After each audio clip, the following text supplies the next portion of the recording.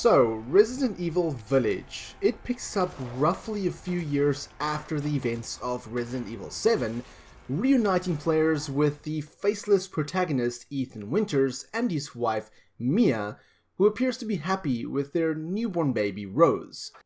So more in turn is due. In a blink, the girl was trapped inside a mirror.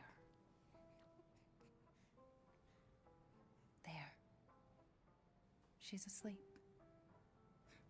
What is with the creepy story? She's only 6 months old.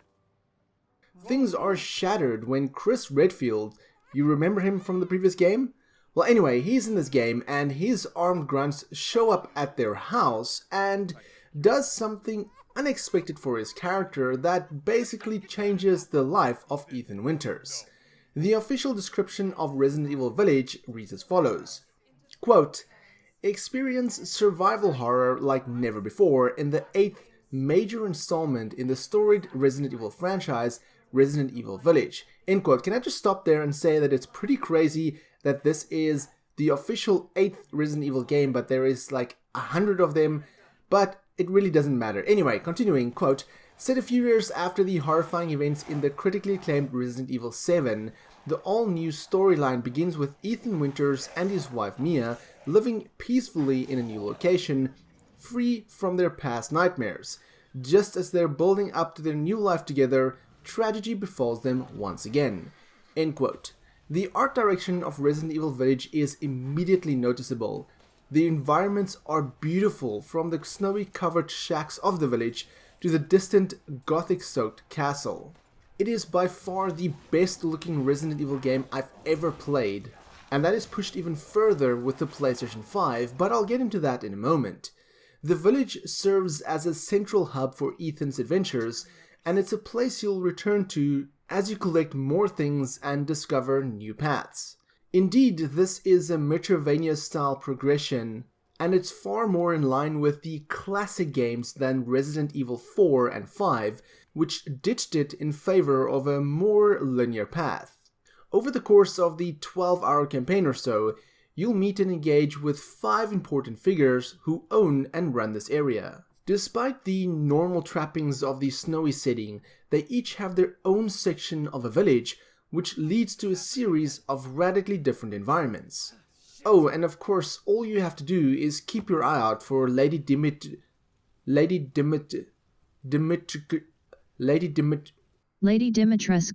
She'll follow you around and make her presence known in the same way that Mr. X did in Resident Evil 2, attacking you whenever she sees an opportunity and keeping you on the edge whenever some downtime is required to solve a puzzle. Some might be disappointed that she doesn't appear as frequently in the game as pre-release marketing suggested, but when she is on the prowl, she is definitely a force to be reckoned with. It was very interesting to see her transformation over the course of the game. Bullets are plentiful, and if you do run out, you can make more of them from materials found by searching your surroundings, or buy them from the Duke, a traveling merchant who has a habit of appearing just when you need him. Also, considering the game's length, exploring the area gives you so much more detail in this world, in addition to some backstory. Though Village has a much wider range of enemies to fight than Resident Evil 7, it's not all shooting, with a lot of varied pacing and new challenges throughout. As you progress through the story, you'll unlock 4 different areas, each led by one of the 4 lords, the terrifying monster people who rule the village and the surrounding area. You'll notice that I say village a lot throughout this review, and that's probably where Resident Evil Village got its name from. Throughout this game, you'll find a lot of guns and gun upgrades, and you'll return to the central town or the central village several times to look for new hidden items. There's even a leveling up system which involves pigs and chickens scattered throughout the village.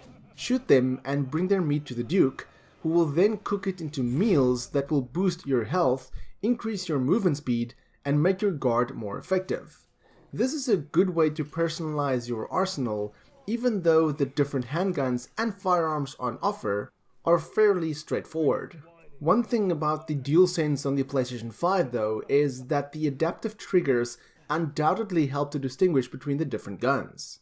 Each section of the village is unique, drawing on different aspects of previous Resident Evil games and combining them with the underlying Resident Evil 7 feel to create something both new and nostalgic.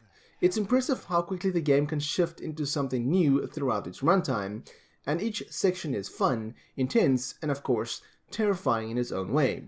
Despite pre-release images focusing on the Umbrella Corporation's logo appearing in the game, the way Village relates to the broader Resident Evil series feels a little tacked on. The same can be said for Chris Redfield, who pops up here and there to say something and then just disappears.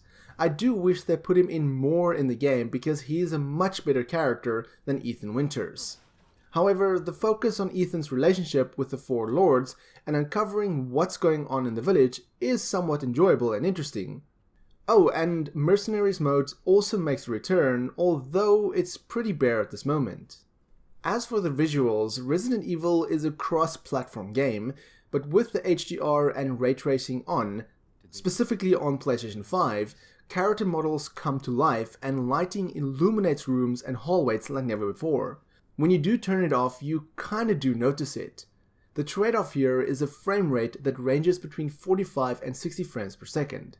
The other choice is to use the rock-solid 60 frames per second mode, but you'll miss all of the advantages of ray tracing. As for aiming, considering this is a first-person game, much like Resident Evil 7, it does take a second or two to adjust, particularly on consoles. However, the more you play, the more it becomes second nature, and I did experience some small frame rate drops when the action does get a little intense, so it's not always smooth sailing. The big downside is the game's final hour or so, where things take a very different turn. Not to spoil anything, but in the build up to Village's conclusion, the action is essentially cranked up even further.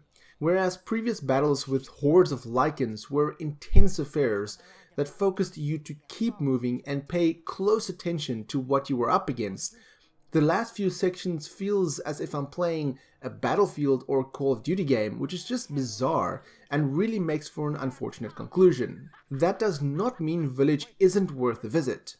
If you're a Resident Evil fan, then you definitely should be paying a trip to this village. If you did skip on Resident Evil 7, then some of the backstory might feel lost on you, but it's still worth the visit purely for the visuals and the beautiful atmosphere. If I had to put a score on this, then I'd easily give it an 8 out of 10. I'd like to thank Gamefinity and Capcom for providing me with a review key on PlayStation 5, and for more gaming content, check out the rest of my channel. If you enjoyed this video, then give me a thumbs up. If you dislike it, then give me a thumbs down, but please tell me why so I can improve my videos. My name is Frank, I'm the RedTieGuy, and frankly, thank you for watching. Catch you guys in the next video.